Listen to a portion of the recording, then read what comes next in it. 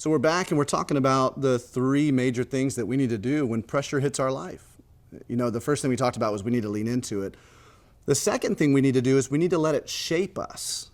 Let it shape us. You see, what pressure can do if we're intentional about, like we said, remaining under it, being steadfast in it, is it can actually shape us into a better version of ourselves. You see, you've heard the old adage, you can either let this make you grow bitter or make you grow better. And I know that's a cliche, but it's a cliche for a reason, because we often have this divergence of choice anytime we experience a major life transition. Am I going to let this spiral me out of control, let kind of life happen to me, or am I going to figure out, you know what, where do I have agency in this, and where can I find the positive in this so I can let these things shape me? We call it sometimes the classroom of pain. There's so much that you can learn to become an even stronger, more empathetic, more courageous person as you step into this next season. You see, I told you in the last video my late wife was killed in a home invasion, and the symbol of a sword has been really important to me since that. It was really important to us in our entire relationship because when we were engaged, I gave her a Braveheart sword for Valentine's Day. I know, I get it, chocolates, strawberries, flowers, Braveheart sword. But you see, I sent it to her. She was away at school, and I sent it into this, in this oblong box, and I'm sure her dorm mates came around her, and they were like, wow, it's got to be these long-stemmed roses, and she pulls out this Braveheart sword. But inside, I had written a poem called The Fight. And in that poem, I essentially wrote, for the rest of my life, I promise to fight for your heart. And I'm asking you to join the greatest fight of all time, and that's to help people who don't know God, to help them come to know God.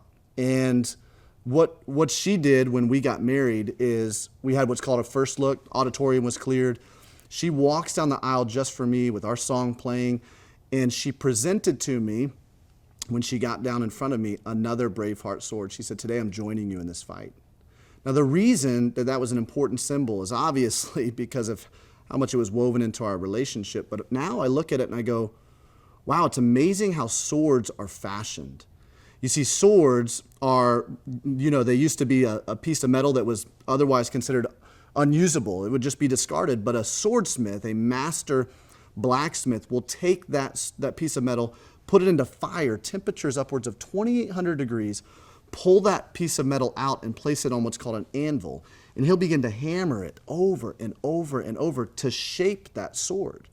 Now, what he's trying to do is he's trying to make sure that that sword isn't too brittle to be taken into battle. So he's got to shape it with one hammer after the other hammer after the other. Now, if you were to personify feelings onto that sword, you would not say that's a day at the spa. I mean, this is painful.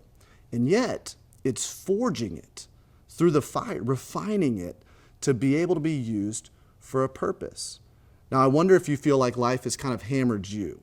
Maybe this major transition you've gone through, this tragedy you've experienced, and hammer after hammer, life can tend to break us down. But if we let it, it will also shape us into becoming the kind of person that's going to be effective for helping other people and making a difference. You see, you have a purpose. You have a destiny that you have been shaped for.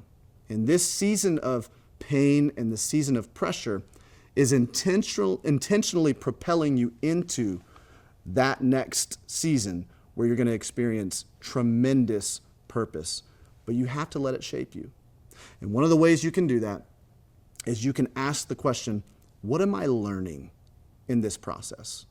What key lessons can I carry from this painful season as I'm remaining underneath it? And how can I carry it into the next season to be able to make a difference in other people's lives?